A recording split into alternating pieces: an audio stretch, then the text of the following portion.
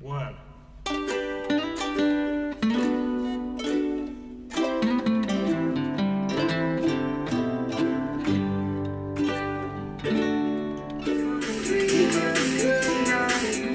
it's the movement encouraging us to share our voices and sing for change this Mental Health Month.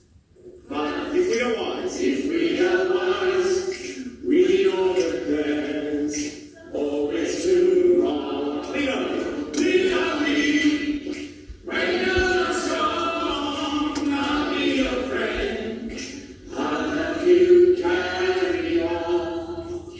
Getting our vocal cords warmed up is conductor extraordinaire Jonathan Welsh, who joins us now. Very good morning. Good morning. To you. Great to be with you. Tell us about the new campaign, A Country in Chorus. It's part of Australians for Mental Health, which has been created by Professor Pat McGorry, who of course is very well known for his work creating Origin and doing amazing work in the youth mental health space. But in particular, Pat and a whole group of people wanted to create this project, Australians for Mental Health, to try and meet the gap between where people are not quite meeting the needs for state services, and they're beyond perhaps public health services as well too. So there's 1.2 million people in Australia that are kind of falling through that gap. So that's the basis of Australians for Mental Health. My own arts charity called Play It Forward is a collaborator with this project, and Maggie Beer is one of the ambassadors as well too. And we decided to try and get people singing.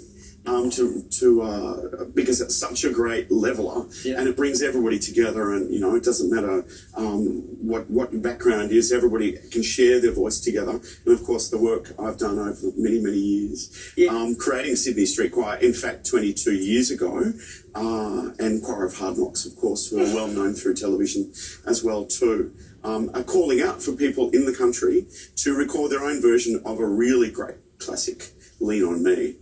Which is great, yeah. And as you mentioned there, your work with the Sydney Street Choir, you brought them together to launch the campaign. Why was that so important? I think the demographic of the people that are represented in Sydney Street Choir obviously are very vulnerable, and there's a great proportion of them who are dealing with mental health issues as well too. And it doesn't matter what your age, what your background is, mental health doesn't discriminate. It can happen to everybody, and for all sorts of reasons. Bad things happen to good people sometimes. And what we're trying to do is use the universal language of music to be able to bring people together to share this message and hopefully record their own version. That might be in the car. Hopefully they've got their hands on the driving wheel when they're recording it. It might be in the bathroom. It might be with a choir or a singing group. But we want them to record their voices singing Lean on Me and post it to social media with the hashtag Country in Chorus. Fantastic, and we're so happy that you've taken the time to come in to see us today. You're going to join the choir now. For more information, head to afmh.org.au. And now the Sydney Street Choir, along with Jonathan, is going to take it away with Lean on Me.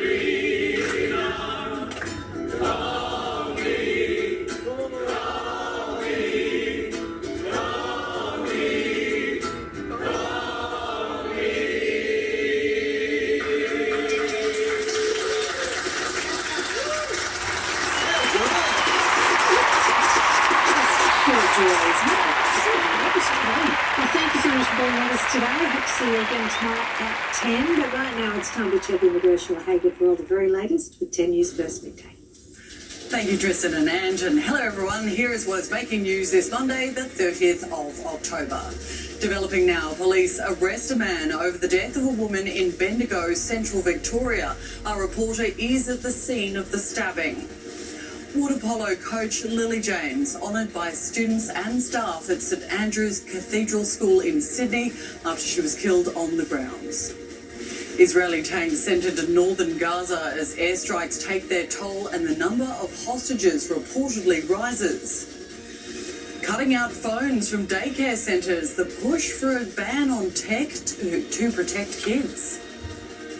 And twice as nice for our Tillies. Australia scores 8-0 over the Philippines in our second Olympic qualifier.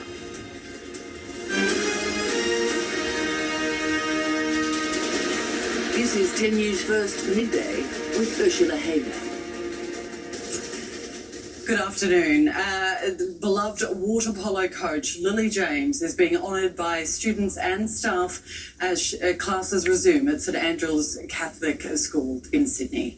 The 21-year-old was brutally killed there last week, apparently by a teacher she previously dated.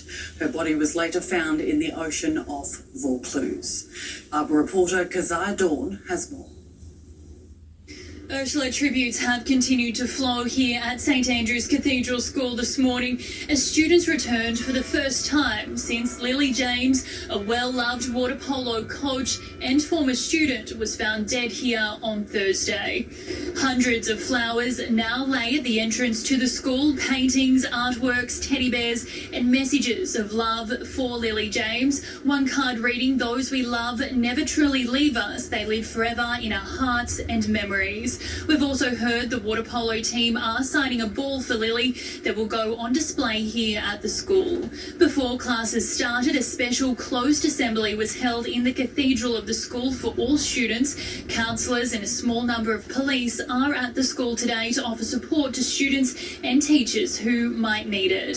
Ursula, being here this morning, I can tell you that there has been a lot of emotion as everyone here at St Andrew's Cathedral School processes and grieves this tragedy. Keziah Dawn there. A crime scene has been set up at a house in Bendigo where a woman was found dead shortly before midnight alongside two uninjured